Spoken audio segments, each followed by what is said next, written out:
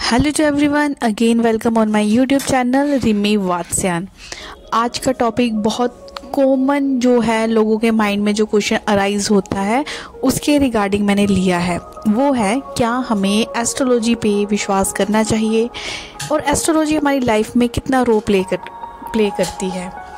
तो इसी के रिगार्डिंग बड़े कम शब्दों में मैंने इसको एक्सप्लेन करने की कोशिश की है कि एस्ट्रोलॉजी हमारी लाइफ में कितना रोल प्ले करती है, क्योंकि मोस्ट ऑफ द पीपल इसके रिगार्डिंग बहुत कंफ्यूज रहते हैं। पहले मैं भी इसी कंफ्यूजन में थी कि कितना इम्पैक्ट ये प्लैनेट्स का हमारे ऊपर हो रहा है। अब ज़रा ध्यान से समझो, ज्योतिष को समझने के लिए ज्योतिष को पहले हम तोड़ते हैं।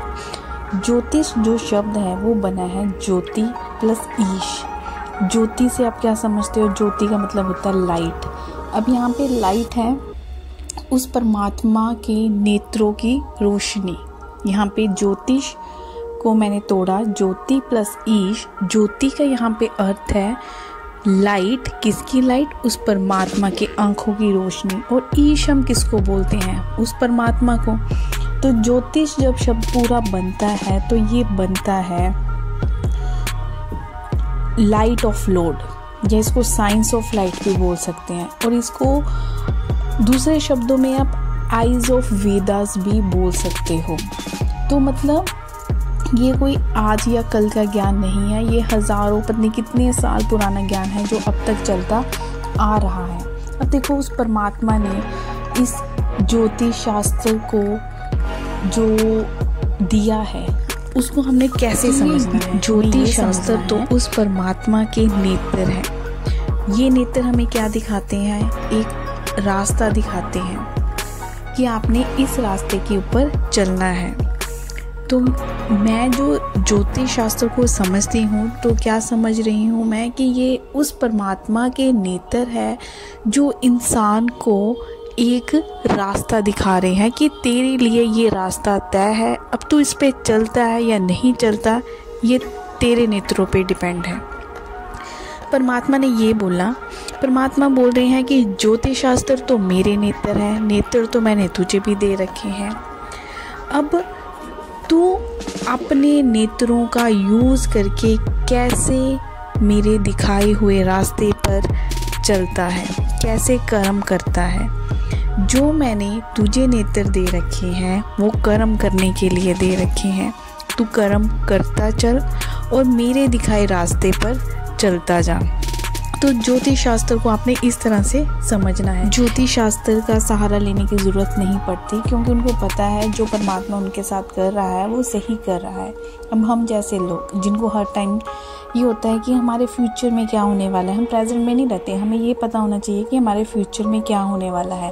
तो उसमें ज्योतिष शास्त्र क्या करता है? हेल्प करता है। अब ज्योतिष शास्त्र का फ्यूचर प्रेडिक्शन करने का अर्थ ये नहीं है कि हम फुली डिपेंड हो जाएं किस पे? ज्योतिष शास्त्र के ऊपर। हम कर्म ना करें, हम अपने नेत्रों का यूज़ ना करें, वो बिल्कुल ही गलत बताया गया है।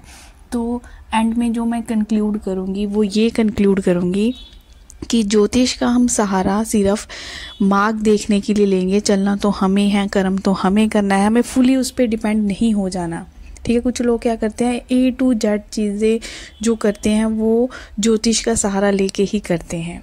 तो जो ऐसे करते हैं वो फिर कर्म खुल के नहीं कर पाते। ठीक है, मतलब अपने दिमाग का कम यूज़ कर रहे हैं, हर चीज़ जो पंडित बता रहा है वही कर रहे हैं। तो चलो, ये तो आपकी अपनी खुद की मान्यता है कि आप चीज़ों को कैसे करोगे।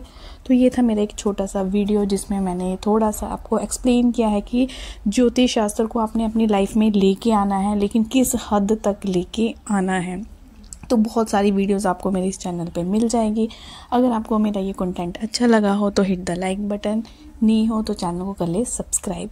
तो ऐसे ही क्वेरीज वाले क्वेश्चन एस्ट्रो या न्यूमरोलॉजी के रिगार्डिंग जो भी होते हैं वो मैं आपको के साथ शेयर करूँगी वो वीडियोज़। तो मिलते हैं नेक्स्ट वीडियो में। Till then take care. इसको ज़रा ध्यान से सुनो। मानो तो मैं गंगा माँ हूँ, ना मानो तो बहता हुआ पानी। तो मानो तो ज्योतिष क्या कह रहा है कि मानो तो मैं बहुत कुछ हूँ, बहुत ज्ञान हूँ, ज्ञान का सागर हूँ। ना मानो तो मैं भी एक पखंड ही हूँ। जो नहीं मानते उनके लिए ज्योतिष क्या है? पखंड। ये अब आप पे निर्भर करता है।